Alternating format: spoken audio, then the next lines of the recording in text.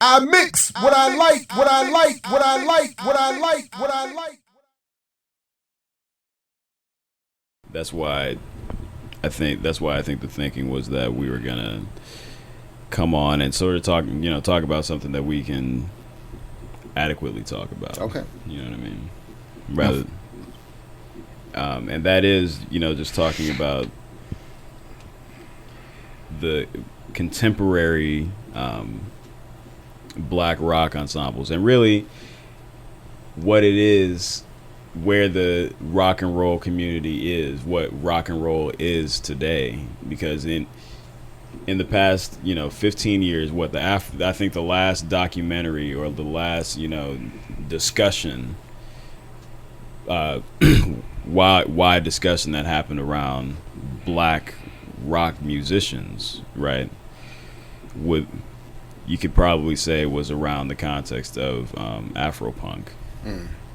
I don't know. I think Electric Purgatory came out before that, right? I think so. Yeah. Yeah, I think so. And Electric Purgatory, it's a great documentary, but they're talking about mainly stuff that was going on in the 80s and the early 90s, when just the overall rock and roll scene was something completely different.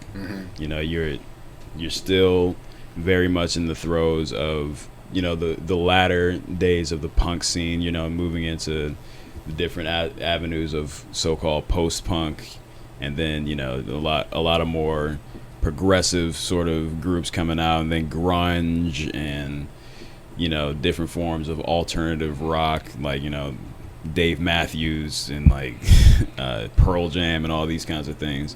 But then in the underground, you have groups like, I don't know, like the Minutemen, or groups like I always talk about Mr. Bungle. Actually, they're a group out of the Bay Area. That's an eclectic group. They fuse different forms of rock and roll music with other forms of music. Like I think they do, they'll have like a metal break immediately followed by some really fast jazzy kind of thing, and then bring it back to like a world music beat, all with vocals. And then you think about I think about the groups that were part of this whole post-punk wave, people like Sonic Youth, or the Pixies, and all the groups that they eventually morphed into. Thurston Moore going and collaborating with a lot more jazz groups, and jazz luminaries in the downtown scene. And so really all that to say is that today, from my perspective, rock and roll, the state of rock and roll is much like the state of the music industry, and that rock and roll, outside of hip hop, of course, was the music that was sort of like the poster child of the excesses and the corporatization, the money being made, the massive stadiums and all these things being made with the music industry. And as rock and roll has continuously been redefined within that context, and adapting to not adapting, but just changing, as people sort of really try to cling to that spirit of rock and roll being this angst ridden, this aggressive kind of music, but when in reality it's very much a popular music at this point, even at the underground level. It's I often talk about mainstream counterculture, which is the punk scene. That's how I view the punk scene. The punk scene in 2014. It's still an avenue for people who feel like they're an outsider of some kind, who feel like adversarial, who have these adversarial tendencies to authority or whatever, will automatically gravitate to punk because it's like at this point it's laid out for you. You know, this, if you're an anti person, then you're gonna be this, you know, and that is a form of mainstream culture co-opting a form of counterculture. But within underground music, and really we're talking about non-commercial music, because punk rock is commercial music at this point. It's not a truly underground anti-authoritarian music, because even in the context of the underground, there's definitely a good chance that one of these bands, if they play their cards right, will be playing in front of thousands of people and making lots of money. So for I wanted to get you all engaged in this conversation, just to talk about for one, the media landscape, but also how really how the current contemporary, I guess, black youth has been more so accepting of these movements, these norms that have traditionally been associated, you know, with white people. Like when I was a kid, it was not cool for you to be a skateboarder, to be listening to some punk rock music, because that's white music, you know. Even though we all know that is really black music being regurgitated as white music, but it's associated with white people. And now we're coming back around to where these things are more accepted amongst youth culture in the black community. Skateboarding is more accepted. Rock and roll is more accepted. Wearing weird hairstyles and, you know, weird clothes is more accepted. So I think about the phenomenon of Afro-Punk. You have a group of people who are highly self-aware, you know, highly, for the most part, very intelligent, very knowledgeable about different African aesthetics, different philosophies, all different kinds of things. But at the end of the day, under the guise of Afro-Punk, you're still looking towards the white power structure for acceptance and for inclusion, ultimately. Well, you would have to tell me. I mean, the black youth that I encounter in the classroom at an HBCU, I don't get the impression actually that there is this greater increase. I do see a few skateboards, but other than that, the impression that I get is that it's still very much an encouraged sort of traditional look at what is acceptable musically, culturally, and so forth. I don't see there, at least, any major shifts. But one of the things that I thought was interesting, that point that was raised in Electric Purgatory, though I get your point about it being dated in terms of you know, the bands they focused on. I'll defer to you on whether or not there's been change here. It seems to me there has not been a change in what that documentary was arguing, was that there is this attempt, an intentional attempt to divorce black people from rock and roll, live instrumentation in general, and this idea that is reinforced by the music industry that says we can't market black rock and roll to anyone. Black radio, black audiences, white audiences, that people aren't interested in seeing that. And that there's this desire to sort of push people back into more comfortable R&B, hip-hop, maybe even jazz spaces. And that was one of the things that I thought was interesting about that documentary, was that it was like an argument that black people not only created these genres, but still can and do, there was this joke about black people having a guitar, like a black man holding the guitar is just like but So anyway, that's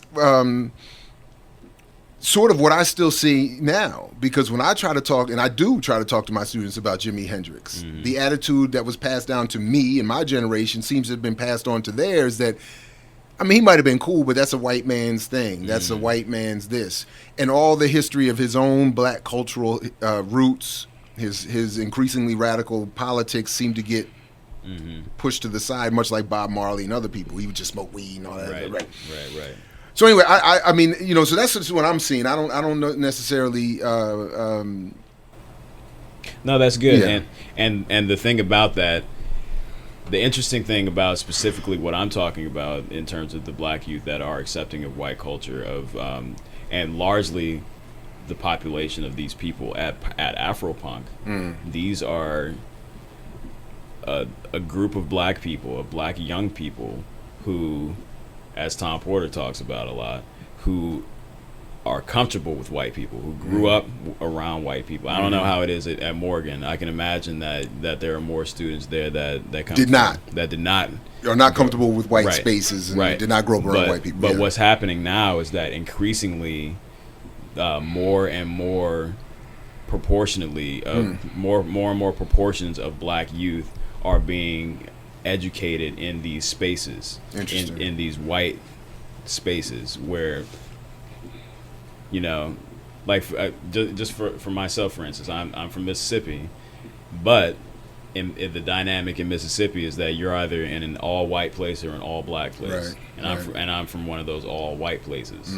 Okay, so I grew up in a place where there was mostly white people. I was very much the only black person in a lot of my classes. So I, in my youth, feeling alienated because of that dynamic,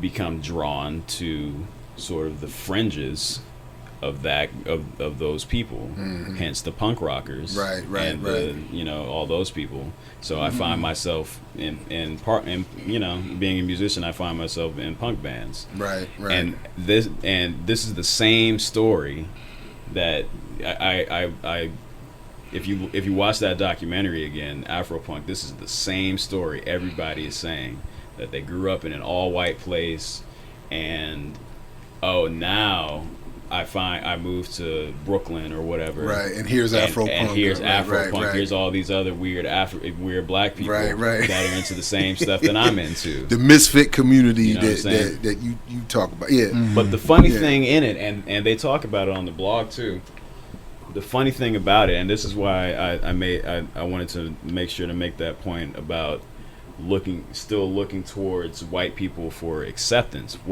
because you get into these spaces where everyone is self-aware, educated, smart, but you still have this sense of people are actively avoiding each other and actively looking towards white people. Like they're looking for the white people in the crowd to be like, am I doing this right? Am I being punk right? But there's that element, and I know that if I said that to somebody, and I have gotten this, that there would be a huge argument. But this is what I see, and that's been talked about on the blog, just how on the one hand there's this celebration of blackness, but on the other hand, it's under this umbrella of black people still wanting acceptance from white people. Right. So then does that make, I'm trying to remember her name, who does the sci-fi motif, what's her name? Octavia Butler. No, the artist, the young musician. Rashida? Janelle Monáe. Janelle Monáe. Yeah. So what is she? Is she a rock artist? Is she like what would you consider her? She's like neo soul, right? Something like that. Future soul, yeah. Now see, and that's another thing, because if you take Afro-Punk, if you take a lot of the bands that play at Afro-Punk and put them against a traditional punk band, it doesn't sound the same, right? Like punk rock, there's punk rock, all different kinds of schools and classes of punk rock.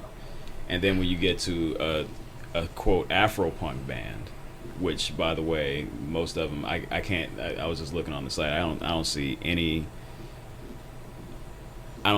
band. There are very few bands in there that don't have a white person in it. Okay. Yeah, I was going to actually ask that. So because and I'm glad you made that point, because one of the questions I was going to ask you is because I don't know that much about Afro-Punk. Is Afro-Punk Afro because black people are doing it, or is there a legitimate style sound that goes along with it, which we would assume would occur anyway if black people are doing it? But so are there any like all black punk bands? That's the thing. There are. Or are they automatically Afro-Punk by the nature of their collective? Well, there are. There's this band.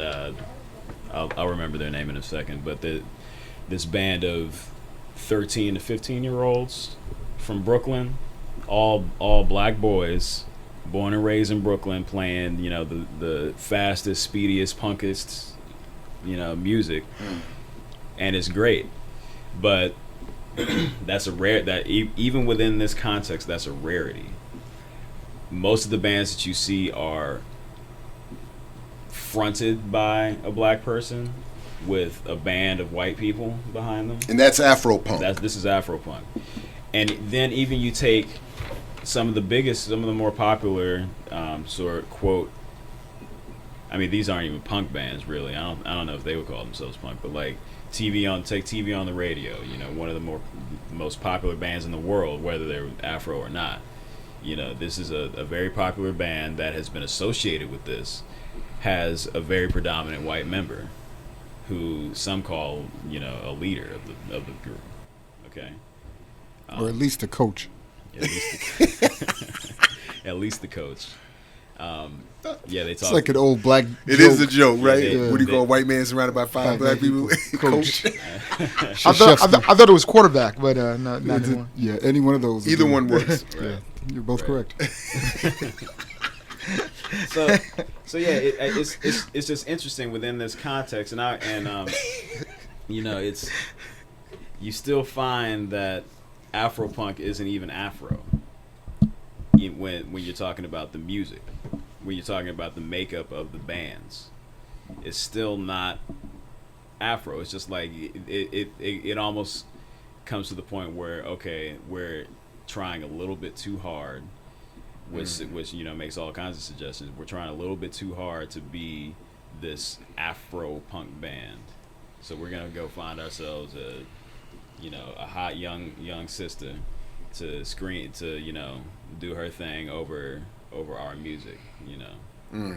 So for me, knowing very little about punk, but having the similar experience to you talking about growing up as the solo token, everything that you could finally say about black people growing up with white folks, and then coming to recognize what the hell just happened in this experiment in my senior year, and going through the abject depression of recognizing how much I've been invalidated, and then essentially living under the threat of white supremacy. Yeah. So we might talk about white supremacy as organizing institutions, but we also recognize that that the threat of white supremacy means white people could act white at any moment.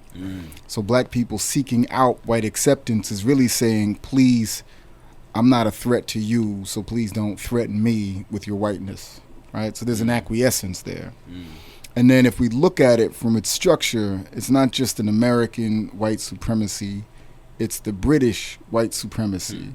So that British white supremacy, as it infiltrates black music, if we were to talk about hip-hop, you could see it with Africa Bambaataa, Soul Sonic Force, and its punk elements, where folks are like, they were mixing the scenes between the punk rockers, hip-hoppers, and then just folks that would be around in the arts community. And it was always counterculture, and it wasn't taken until, wasn't made mainstream until the recording of it began, right? So somehow there are these organic pockets where people are coexisting. But if you think about it, I know Dr. Burroughs talks a lot about this, that the British influence is always pushed on us. So, like, you know, in the 80s, you have all of these British pop bands that you always talk about, Dr. Burroughs.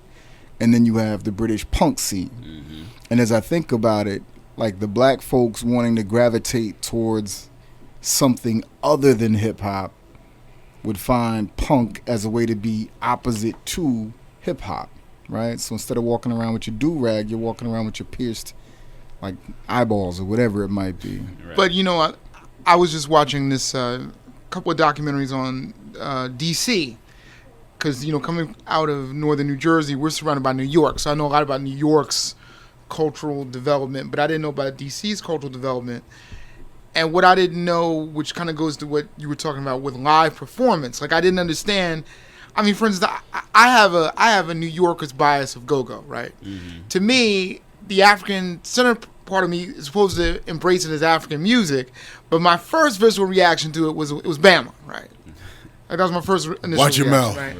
Right? I know. See, that's what I'm saying. It's a traditional bias, right? And so, but what I didn't understand was this live performance aspect that DC's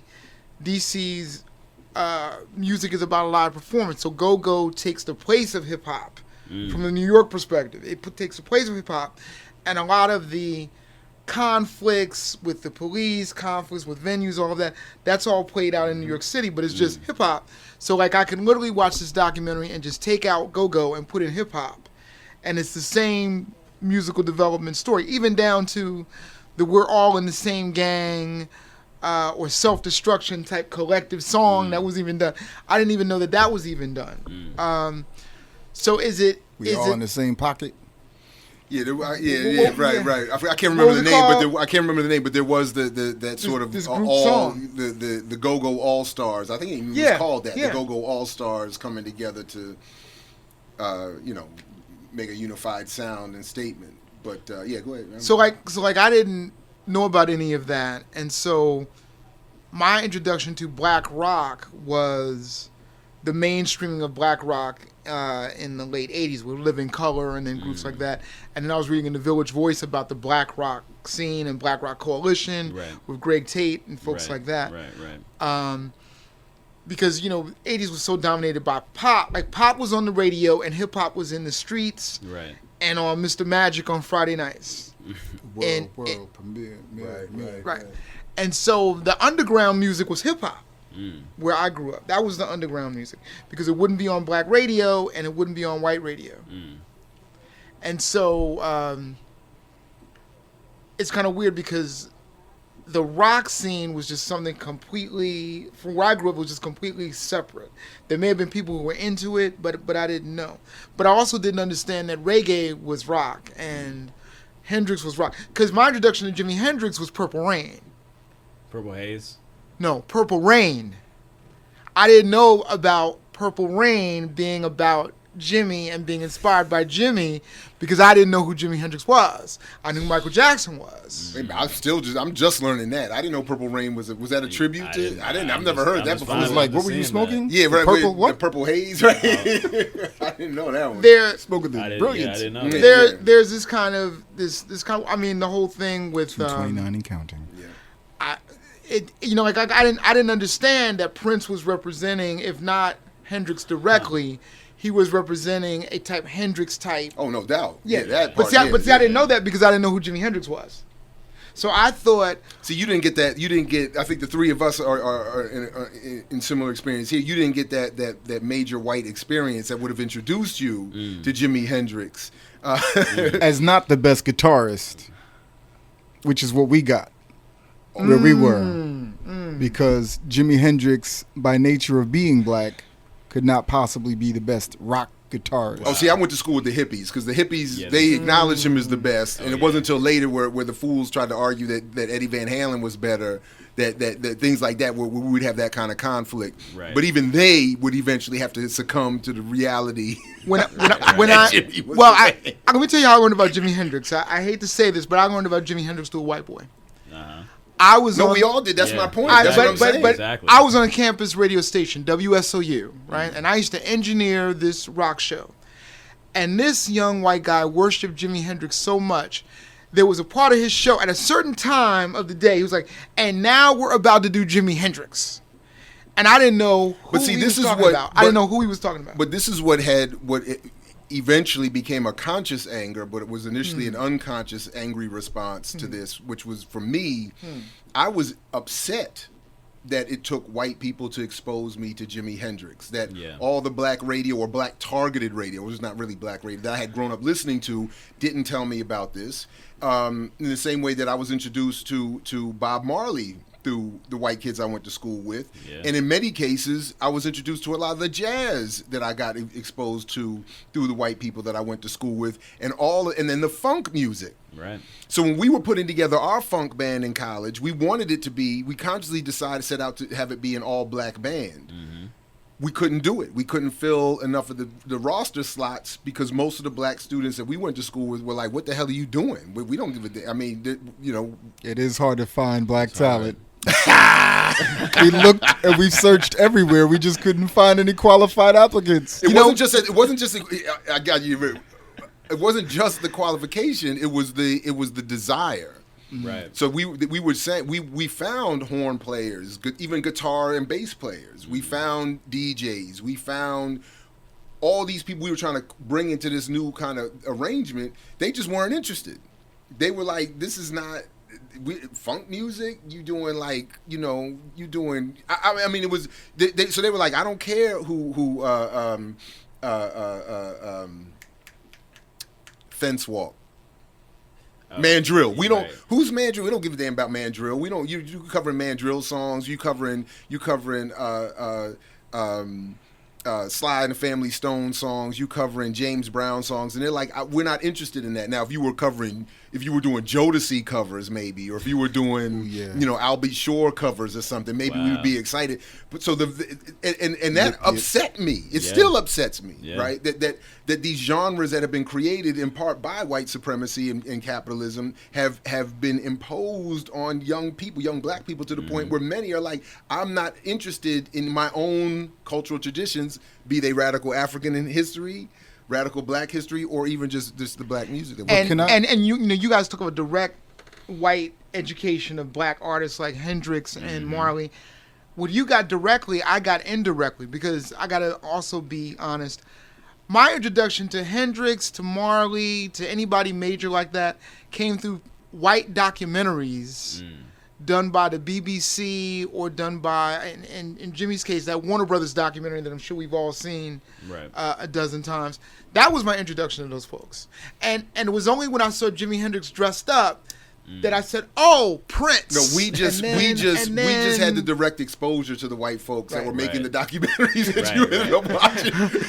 We went to school with their kids. We went to school with their kids. See, all I understood about Prince, here's all I understood about Prince, was that Prince had this rivalry when I was a little kid with this guy named Rick James.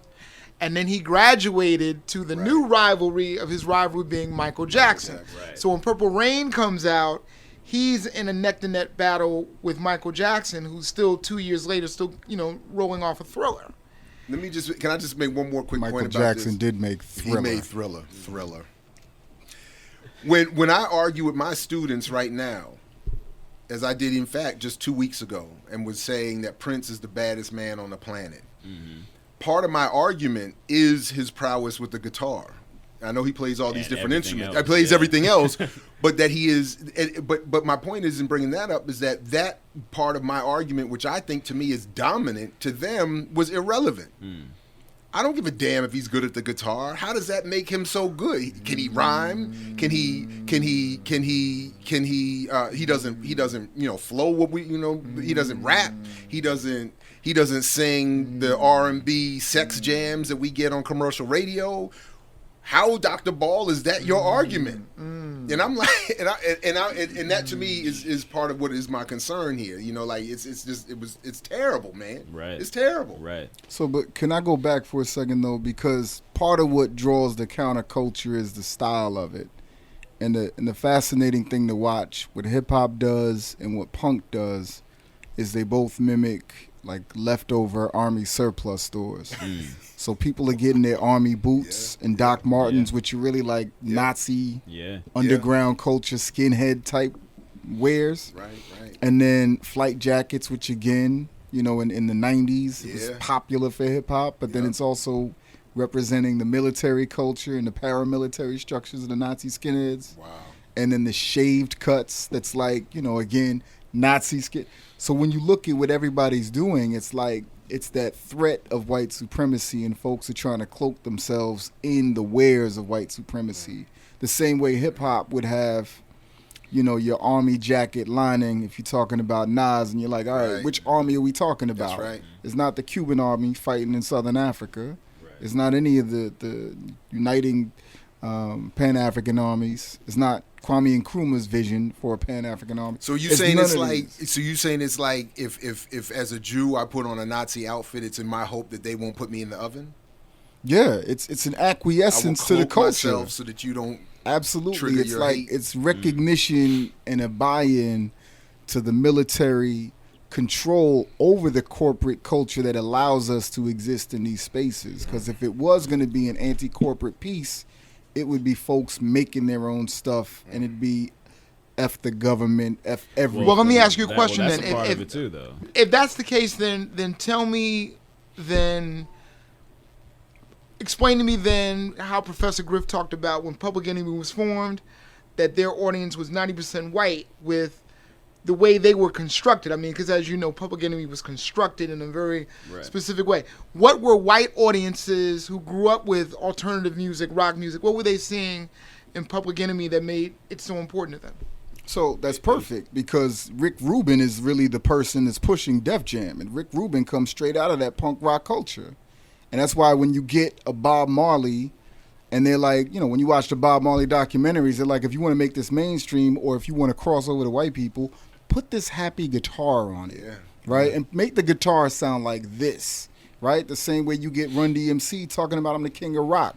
Right. So as rappers talking about kings of rock, when it's like, no, we've always been the kings of rock to begin with, but it's not Run DMC. And that's why they're rocking with Aerosmith, right? So Public Enemy is going on tour with the Beastie Boys. And the Beastie Boys are some punk white boys, not meant in a musical sense, but your fraternity house white boys who are making a music that blends everything. So they're like, look, white people have a culture. Our culture is to steal your culture. So we're going to steal hip-hop, we're going to steal rock music, we're going to steal all of these things. So PE gets introduced to the white audience by going on tour with the Beastie Boys.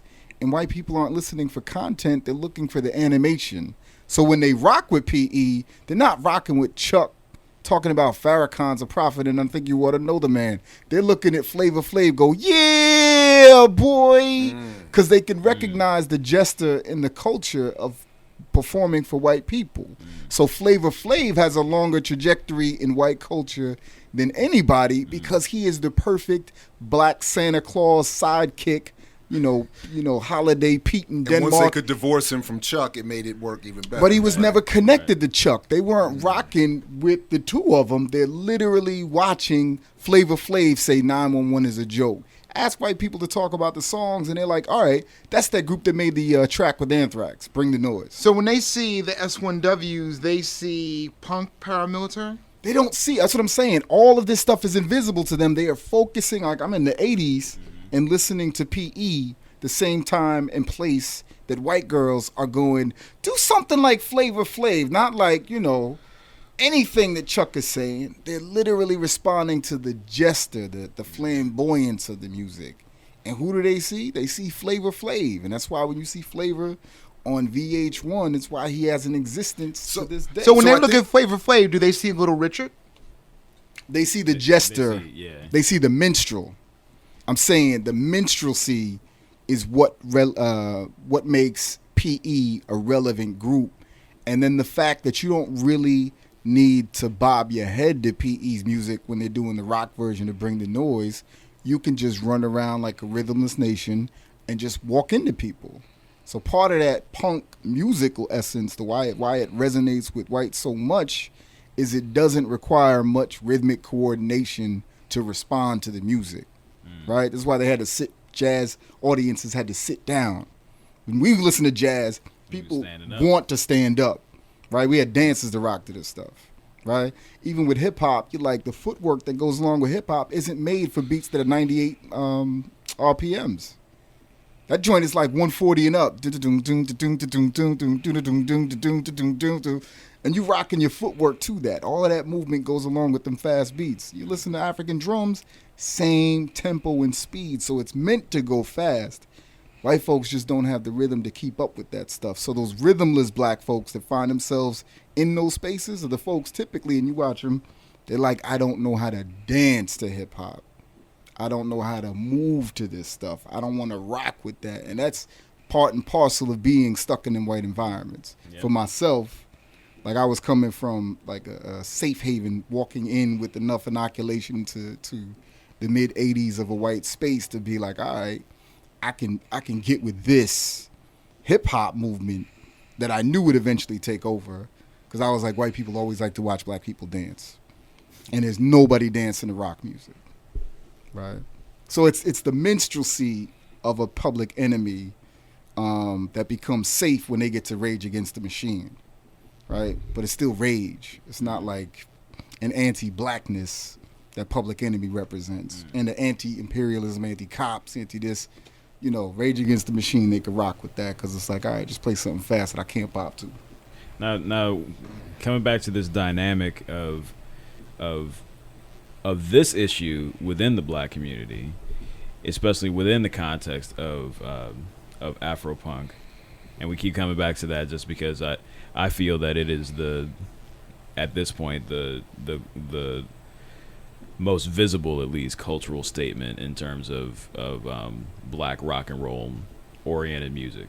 Okay, so we come back to that argument within this context of minstrelsy, and I would say that when you're talking about Afro-Punk, it's a concept of exoticism, of fetishism, of really kind of like, what are these people about to do now? What are they doing? Because and really it's touching on the weaponization of integration, because again, we come back to the makeup of a lot of these groups, and really even the music of a lot of these groups. I think in this year's festival, I think most of the music was, you could argue, was probably not starkly rock and roll, like staunchly rock and roll. There's a lot of fusing going on, a lot more electronic elements, a lot more DJ elements, a lot less fully formed rock ensembles with drums, bass, guitar, vocals. A lot more like duo situations with a DJ and a vocalist, or it's some kind of electronic instrument tinkerer and a vocalist.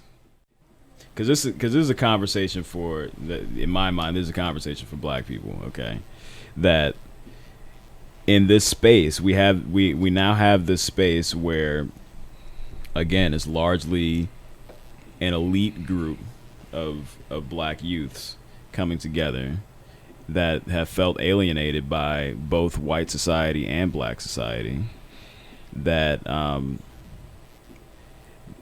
they're still formulating what this concept means, what punk rock means, formulating their own taste within this, what different forms of punk rock means, what it means to be a black person regurgitating the regurgitation. Right. You know what I'm saying? Because punk rock obviously is comes from Jimi Hendrix. Right. Jimi Hendrix created punk rock music. And then, the Ramones or whoever came back and was like, oh, this is punk rock music, or the industry said that this is punk rock music. And then now we're coming back around and saying, oh, we're black people and we can play punk rock music too. Mm-hmm. Even though we've been playing punk rock music. Mm-hmm. So what does that mean in terms of what I see is that, again, when this concept of acceptance, of really looking for acceptance in this society, and in within this music, and within this approach, this culture of punk rock culture.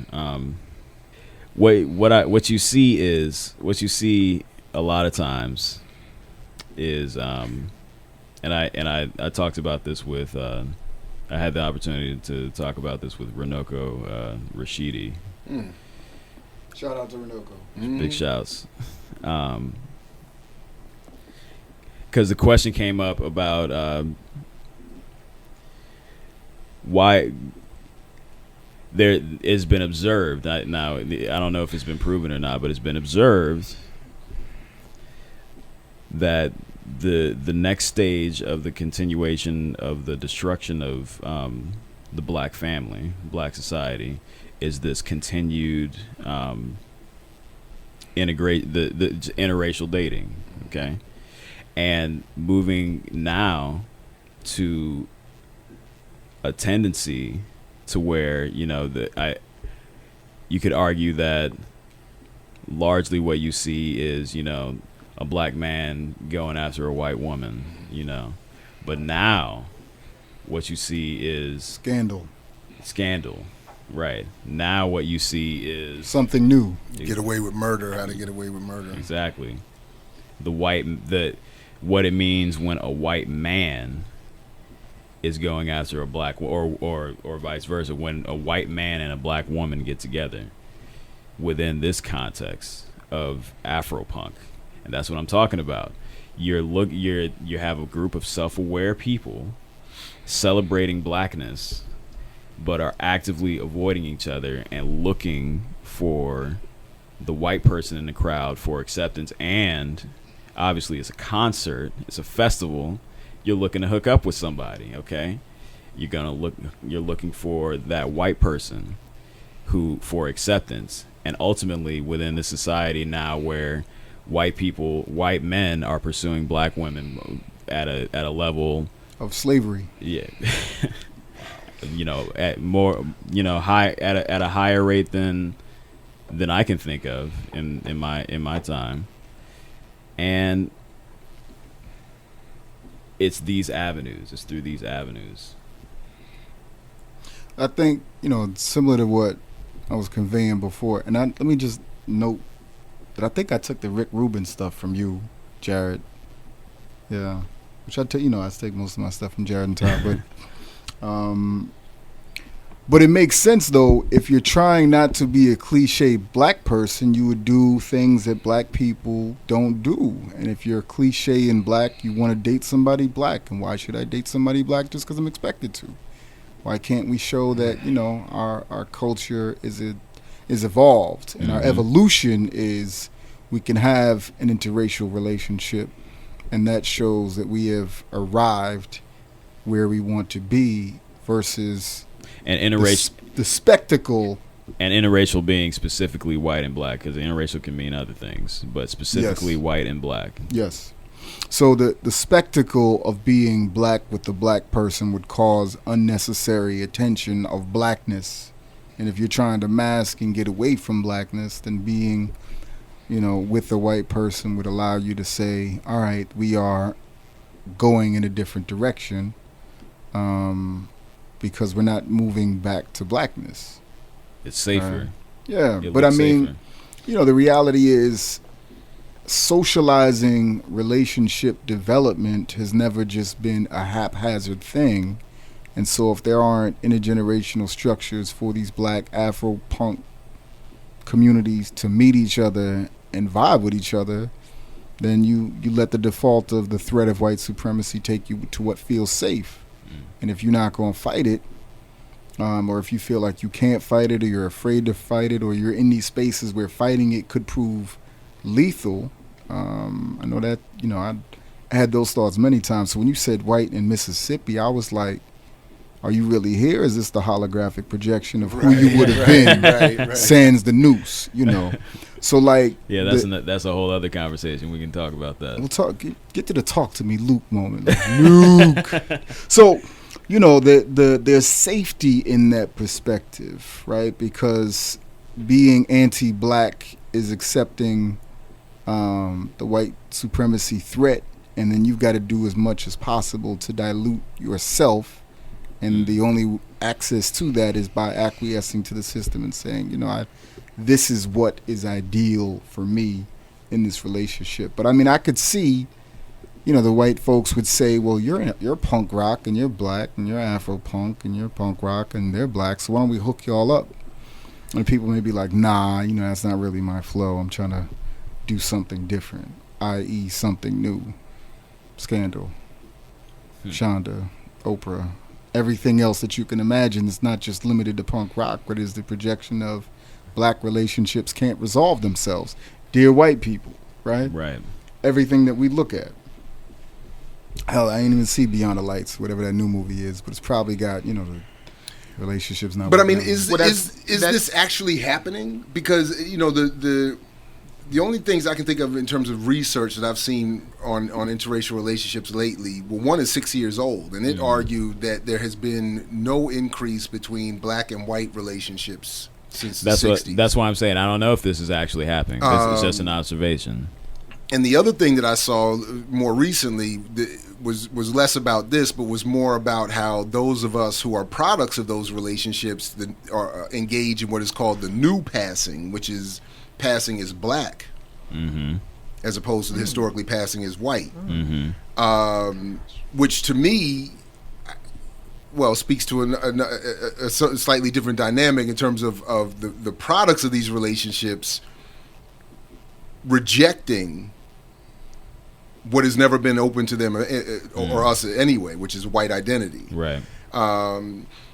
So yeah, I just find this interesting. I'm just really trying to grapple with what this dynamic is and what's really happening, because I suspect that while you're at a festival and you're young and there's probably going to be people who are intoxicated and excited at the moment, I could see like a lot of sexual interaction happening. I could see a lot of like part-time, short-term relationships happening.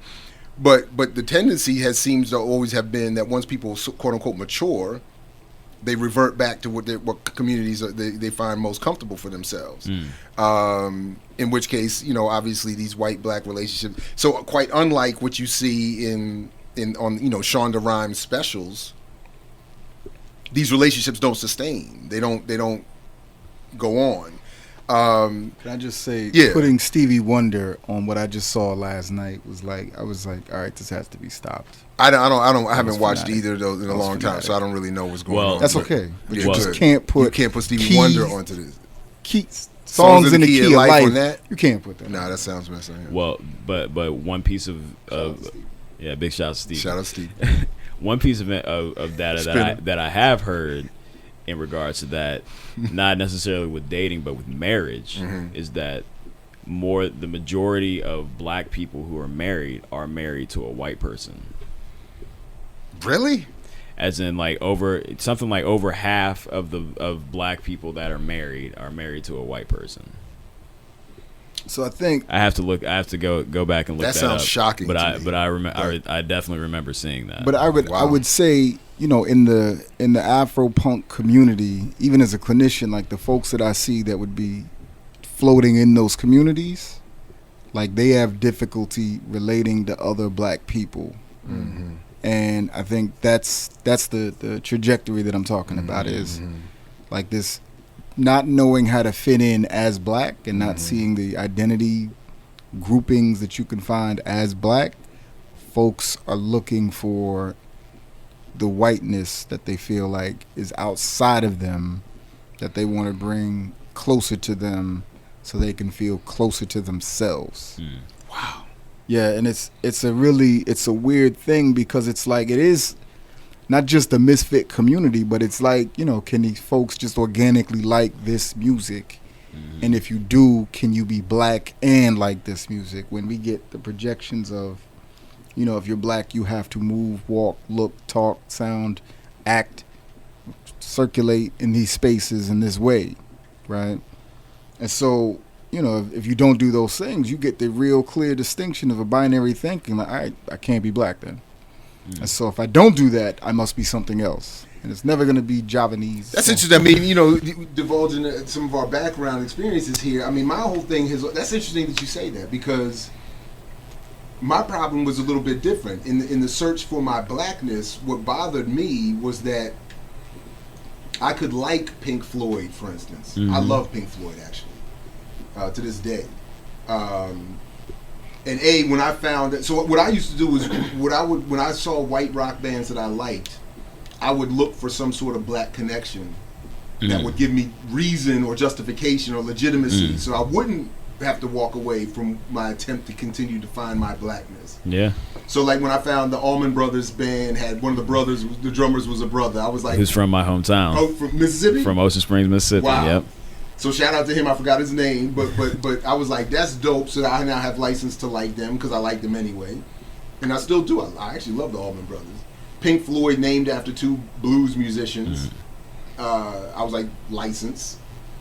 When John Bonham of Led Zeppelin, another band I still love, actually, said his favorite musician was James Brown, I was like, that's black enough, license. Or even I would look for, do they at least have black backup singers when they're performing? That was my way. But the thing what ended up bothering me was that, and this is where I'm saying it was slightly different than what you're talking about, is that I found that I could not enjoy that music in the spaces where they would be performing. So I would have never gone to an Allman Brothers show. I would have never gone to I can't remember another band. I did go to a Pink Floyd show, and it was under the heavy influence of LSD that I heard somebody say, "Look at that." Well, you edit this. Look at that fucking nigger. Wow. At RFK Stadium. Wow. In '88, somewhere around there. They said that to you? They said it to. I didn't mean to. No, what? That was me. That was. I was like, there goes another one of us. There goes another one of us, right? No, but what? No, they didn't actually say it directly to me. They said it to one of their friends walking past me. And it was actually a deeper moment for a number of reasons, because it was in that moment also that I realized that it became clear, again, under the heavy influence of LSD, which made it even more terrifying, to be honest, was that none of the people that I had gone there with would have defended me. I had no faith in it. That's the threat. I felt completely isolated. Yes. That's the threat. Yep. Wildly intoxicated, and I didn't even speak the rest of the ride home. That was yeah. So if something breaks out, I'm in trouble. You are on your own. Yep. And you could say, I could take out these 6 or that one that said it, but you're like, now I'm gonna have to take out this concert. But this is the last piece of that where I'm trying to use my own personal experience to connect to these stories and try to rationalize in my own head, was that when I saw other black people in these spaces, though, I would get excited. Like, I would be like, I'm trying to bond with you. Right. Can we be together and leave all of our white friends somewhere else? Like, if we link up. But I also noticed that it didn't always work. That they would be like, no, you're going to mess up my flow. Exactly. By bringing your blackness into my... Exactly. It's critical mass. That's deep, man. It's the critical mass. Exactly. And I mean, there are laws against that. Yep. Right? You can't be with too many people in this space. Yep. Wow. You can come in as an individual, so there can be, one Jimi Hendrix. Right. There can be one of those others. And then look what happened when the Band of Gypsies, he forms this all black band, and the whole response to that was very different than when he was with Anyway, that's even though the music was way better, but it's fascinating hearing this, because I mean, growing up in Newark, in the blackest of the black poorest city that you could, I mean, if you could imagine. Like, our idea of an interracial relationship was a black person dating a Puerto Rican. I mean, and that meant you were lucky. that was interracial dating, right? So high school, that's what I saw as an interracial dating. So the weird partner was light so the weird thing was, in terms of the cultural assimilation, cultural exclusion, or whatever, it was real weird because our bridge to rock was pop.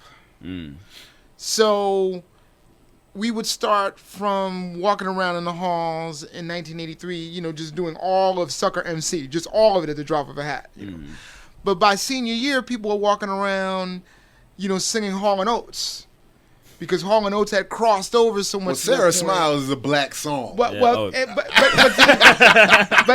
crossover of Hall & Oates happened through my entire high school year, like 81 through 85. So by the time 85 rolls around, black people are doing, walking around singing Out of Touch, Out of Time, right? Uh-huh. Right. And Men at Work is known, Culture Club is known, because but that's deep though.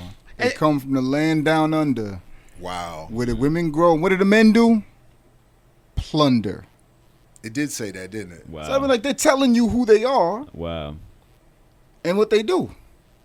And we're rocking to that, which is the acceptance of the threat. And Culture Club, which comes out with a reggae song, which I didn't really fully understand was a reggae song. And do you really want to hurt me? Right. Do you really want the projection of the white identity? Well, we had a historian in Newark, Dr. Linwood Gunther, who talked about that Boy George's lyrics should be studied because it's all about white internal critique and white internal hatred. Oh, damn. So that we're not really paying attention to George. We're singing to Boy George, but not paying attention to Boy George. Yeah. Wow. Okay. So the point I'm making is that the outsider element was grown inside because of pop. Right. So where like even with my own mother, I mean, she used to ridicule me for listening to this white boy music, but she loved Hall & Oates, and I had to break the news to her that Hall & Oates was white. Which kind of hurt her a little bit. At least that one song, they got the Tina Marie pass on that one song. At least that. The Human League owned black radio in New York for a year and a half with Don't You Want Me. They owned it. And these are all the Brits though. And see, that's what we were talking about before. Invasion. And so it was Frankie Crocker who was like the only black DJ in New York that played black rock music because he was the only black DJ who had the power to play black rock music. Wow. In New York. So, and that's a whole other story that's been told. That is a whole other But how did black people respond to Let's Go Crazy? Like you're talking about Prince, right? Because part of Prince's like gift was, he would perform, meaning dance, and he would do stuff that you would see the old rock groups doing. But if you really watched it, like this is like the Nicholas brothers. Like Prince looks like a nephew of the Nicholas brothers without as much dance talent. Well, which pop is radio, just to put it in context. Pop radio always turned down that guitar solo. I always noticed that's when they always faded out of the song. So I thought that was kind of interesting. Yeah, I'm saying like. But black people jumped up and danced, and I don't know if it was a jumping up as a rock dance or jumping up as R&B, but they would literally. In my Upward Bound program, I literally saw a group of students just jump up and started just dancing off of Let's Go Crazy. I mean, but we would mimic white people dancing to Let's Go Crazy. So, like, if you watch people do it now, they're doing the Carlton dance. Yep. Which is Carlton, a supreme dancer. Yep. Yes. Imitating, Tom Jones, like, it's not unusual, but it is unusual, right? And that's what he's literally talking about. Like this. And I just read what Alfonso Ribeiro talked about, how he created that and what he used. He talked about the two white dances he used. He said, I used Courtney Cox dancing in Bruce Springsteen's video. Wow. Yeah. And he said, I combined it. I forgot who he combined it with. He said, but I combined that with something else, and that's how I got the Carlton. Yeah. And so he can only propel to the white echelon by imitating white people dancing. When this is, we know him from the Pepsi commercial, but we know him before that as the tap dance kid. We knew him from the rumors of breaking his neck doing windmills. Like, he was a b-boy back in the day. Him and Mikey dying from what was the cereal? Life. But he died from eating. That was part of that whole thing. I remember them together. Dude died breakdancing, and Mikey died eating some candy that exploded in his mouth. One of the Pop Rocks or something? Pop Exactly. Rocks. Soda. Exactly. Those were the two myths that I remember. But what I remember though as a kid was that the black kids that I hung around with did not like Prince. That Prince was seen as the oddball white boy, in the same way that later people would. For me, at least, it was later because that went out of order for me. Prince before Jimmy. They would talk about Jimmy. Yeah. And just to do a quick reverse, and then I want you to continue. Apollonia. It was weird for me because the first rock group I ever fell in love with was Genesis. Wow. And it was really weird for me when Phil Collins went solo, because Phil Collins got introduced to black people through Miami Vice. Right. Remember I can't speak. So it was really weird when Phil Collins did this duet with Philip Bailey, because I knew more about Phil Collins than Phil Bailey. Me too. In fact, when I saw that video, I was like, "Who is Philip Bailey? Who is this other cat?" Philip Bailey was this guy I knew who did this one song, who did this one solo song. I know, where he's a cab driver in the video. Like, that's all I knew. Philip Bailey. I didn't know who Philip Bailey was, so I knew more about Phil Collins than Phil Bailey. So when my black people in my high school were walking around singing, what was that song? I don't even remember the song. I just remember the video. What was that Genesis? song? Easy Lover. When black people were walking around singing Easy Lover, right. I felt kind of cheated. Like, no, Genesis is mine. And so now you know about Phil Collins. Right. And then, because once that crossed over, then Genesis crossed all the way over. Right. So it was a weird experience, because that was my rock. The reverse cross. Yeah, that was my rock outsider experience. So even my rock outsider experience is black and pop because of the environment. Well, see, I think, well, for me, I really truly got into rock and roll through Jimi Hendrix. Hendrix was the person that got me into it, and again, it was from a white person. Yeah, man. It was from my mom's white boyfriend at the time. I was just starting to play guitar, and he was like, "You must know." You must know about Jimi Hendrix. That's how it happened. He taught me how to play "Hey Joe" on acoustic guitar. I remember it clear as day, sitting in the living room, listening to this cat show me these simple chords, and then there it is. And ultimately, with a lot of other black people involved in rock-oriented music, I found that that's a common thing, that they get into rock and roll through Jimi Hendrix. He's sort of like a conduit for that. And even in talking about that, it's not Band of Gypsies. Right.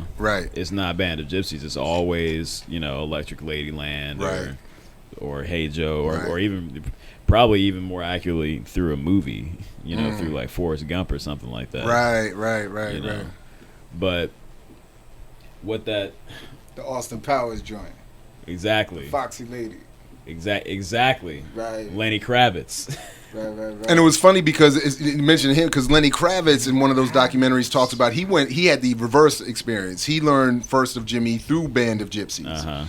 And I remember being I remember had been exposed already to regular Jimmys, I might call it, right? Which was dope. I mean, it was dope. I don't want to deny that I think that his experience records was dope. But I'm sitting this white boy I went to high school with.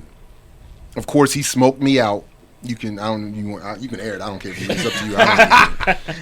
Because this is all in the past, right? He smokes me out, and then he puts on a Band of Gypsies cassette. It's a cassette, still in the 80s. And then for some reason, I forgot what we were doing. I think, honestly, you might want to, I don't know, but I think we were actually waiting to get more weed. And he went in the house and left me in the car, smoked out with the Band of Gypsies tape. And I played that thing. I think I was in there for a while because I kept rewinding, and I was like, and I got kind of that chill. I can't explain the chill, but I couldn't also explain the frustration. But I was like, why in the hell am I just now hearing this? Exactly. And getting back to that point that was made earlier about, you feel bad that you don't know this. Yeah, stuff. exactly. You feel cheated, and especially, as a person who is such very, very invested in music, finding out about even a band like Bad Brains. Right. Not finding out about Bad Brains after being in punk bands. Not finding out about Bad Brains until, college. And I just learned about Death this year. Exactly, because of that documentary. Literally right? this year. Yeah. Mad as hell. Exactly. And this is a group that had everything. Everything that the subhumans were doing in like the 80s. They were doing in the mid 70s, you know. So there's this element of, you know, you find out about these things, you feel cheated, you feel like, why is it that I resented the white friends that put me on to this music. Like, why am I having to learn this through you? I mean, Exactly. I didn't verbalize it this way, Exactly. but I know that that's what I was feeling. 'Cause Exactly. it was like, I felt like, because in some cases it was like, especially growing up in Colombia, where there was that whole big thing of white boys wanting to be blacker than the black people. oh yeah. That there would be like, that's not just Colombia. well, yeah, but that was stereo. Like, I know it's not just right. But this whole thing of I'm blacker than you, and I'm Right. presenting you with your jazz and rock and roll Yep. history. Yep. And it's like it Yep. was, and it's like, man, you know, I had a white person in my newspaper introduce me to jazz, and I was a young guy, so I understood, but just kind of ignored him when he joked with one of his colleagues. He said, "White man's burden." wow. But he gave me the first jazz, like real jazz records, like real Coltrane or whatever that I'd ever heard. Wow.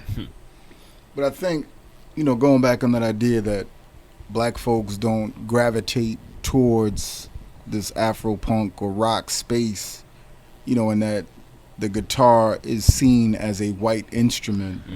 It's really like the African connection there is just, it has to be destroyed.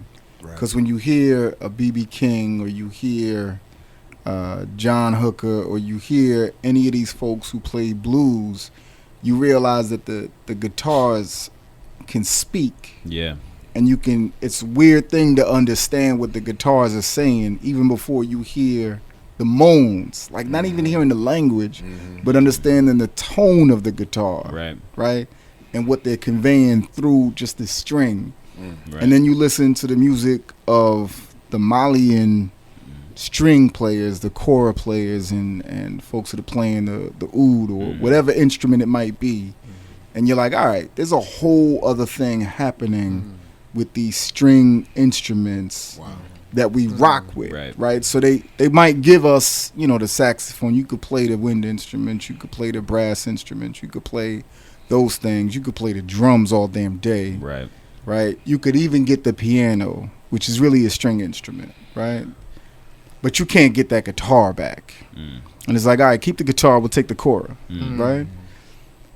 So when we listen to it, everybody that listens to a Hendrix is like, all right, that's the truth. And you don't even know what he's saying through the guitar. You just know it's the truth.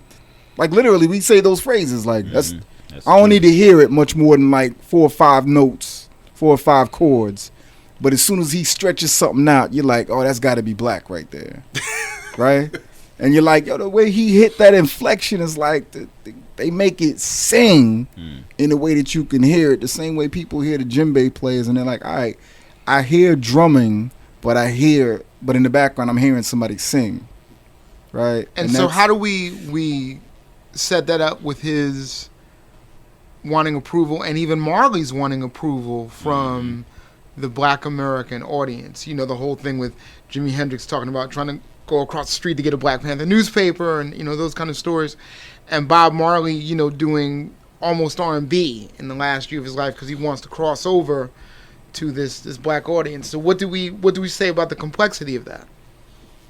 Well, for me, I think, for one, it's a tradition of trying to unify peoples from different spaces.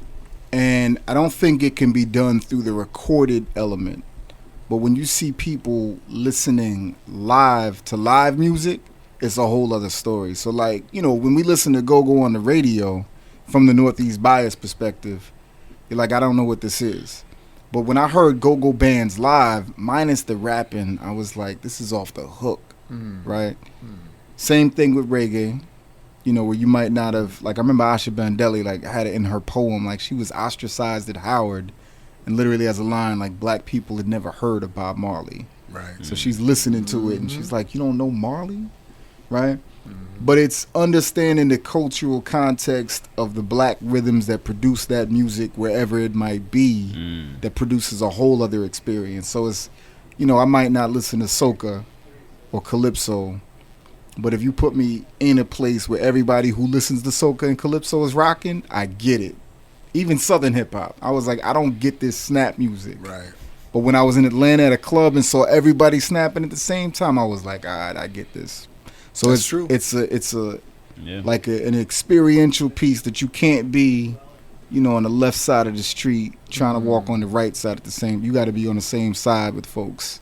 But when I hear you ask this question, so when I remember reading about Jimmy saying, "Where are the Black and Latino folks at my shows?" And we hear that sometimes from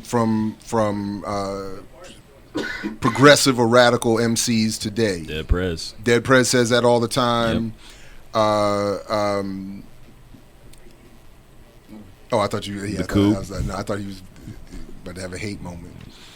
But when I hear that, I always filter through the experience I was just sharing. That this is their version of saying, I like this music, but I don't want to be the only one in here.